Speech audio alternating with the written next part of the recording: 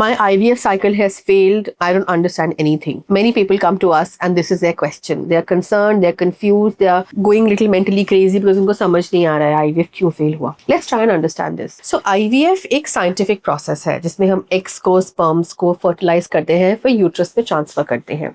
इसकी overall scientific global success rate है वो 40 to 50% है. Okay, again depending on the case, क्या केस है, क्या प्रॉब्लम्स है. तो 100% सक्सेस कई पेशेंट्स को एक लगता है कि हमारा तो हो ही जाएगा, ये एक्सेप्ट करना समझना जरूरी है. अब आते हैं इसके रीजंस पर. आईवीएफ सक्सेसफुल या अनसक्सेसफुल बहुत रीजंस से होता है.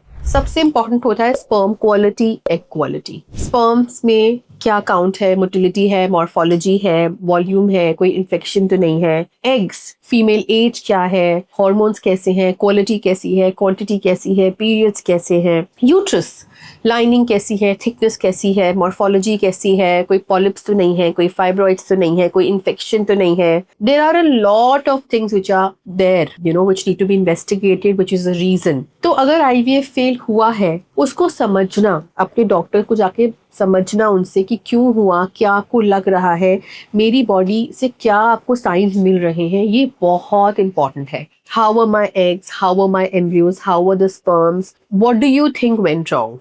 Even the doctor after the first IVF cycle बहुत डायग्नोसिस बना पाते हैं, बहुत कुछ समझ पाते हैं कि क्या हमें लग रहा है, बॉडी ने कैसे रिस्पॉन्ड किया, कहाँ प्रॉब्लम आई और क्या इसका सोल्यूशन हो सकता है. So my appeal to the people who are dealing with failures is that try to understand what happened and how can we fix it. For example some patients को हम बोलते हैं कि आप वेट रिडक्शन करके आओ, आप इसको फिक्स करो, take time, do all this, then come back, your response will be better. So we have to take that advice seriously. Some patients को हम बोलते हैं first let's fix this hormone then start again. Some patients को हम बोलते हैं gamete change करेंगे. Some patients को we advise uterus पे काम करने की ज़रूरत है, exercise करने की ज़रूरत है. So all the advice has a reason behind them. So don't think एक fail हो गया तो अब fail हो गया. Very often IVF cycles fail and nowadays we are aware IVF fail होता है लेकिन सक्सेसफुल भी होता है. One more thing I want to talk about is miscarriages. Very often IVF successful हो गया बट हार्ट बीट नहीं आई, या बायोकेमिकल प्रेगनेंसी हो गई, मतलब आके चली गई, या थोड़े दिन बाद मिसकैरेज हो गया. सो इवन ऑब्वियसली सक्सेसफुल होने के बावजूद baby is not in our hands. तो मिसकैरेजेस के भी बहुत सारे रीजंस होते हैं. वी हैव टू सी कोई जेनेटिक प्रॉब्लम तो नहीं है, एम्ब्रियोज की क्वालिटी कैसी थी, एम्ब्रियो में कोई जेनेटिक प्रॉब्लम तो नहीं है, blood supply, progesterone, there are so many things. So again, talk to your doctor.